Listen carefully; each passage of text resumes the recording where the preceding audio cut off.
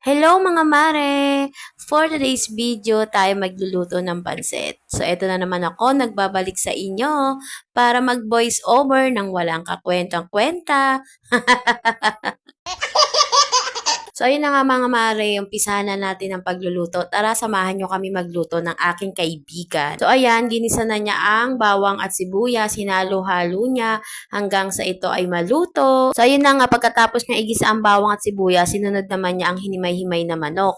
Ayan yung pinakuluan namin kanina. Katapos niyang ilagay ang manok, sinunod niya ang seasoning, ang paminta at ang oyster sauce. Pagkatapos niyang ilagay ang oyster sauce at paminta, sinunod naman niya ang magic sarap.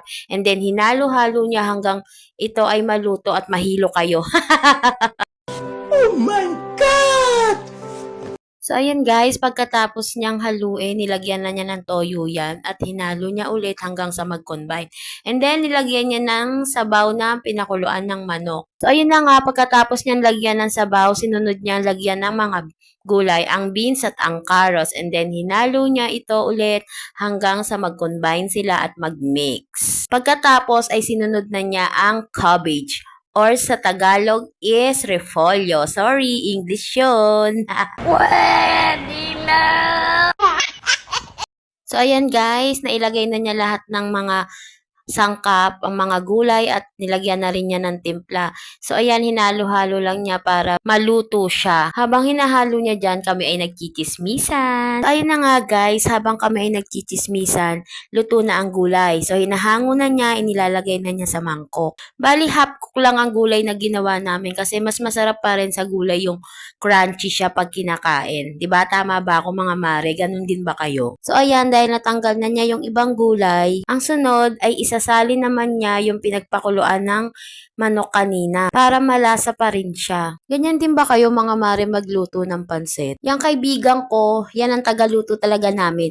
Kasi dati nagtitinda din kami ng mga ulam, merienda. Siya ang tagaluto namin. Kami ang mga assistant lang niya. Bali, tatlo kami dati na magkasosyo sa tindahan. Na-stop lang kami kasi nag-back to school na ang mga junakis namin. Balak nga namin ulit ibalik kaso by order na lang kaya sa mga gustong umorder, i-PM nyo lang po ako. Promise, masarap siya. Tsaka gumagawa din pala kami ng lumpiang toge. Dati may umorder sa amin noon.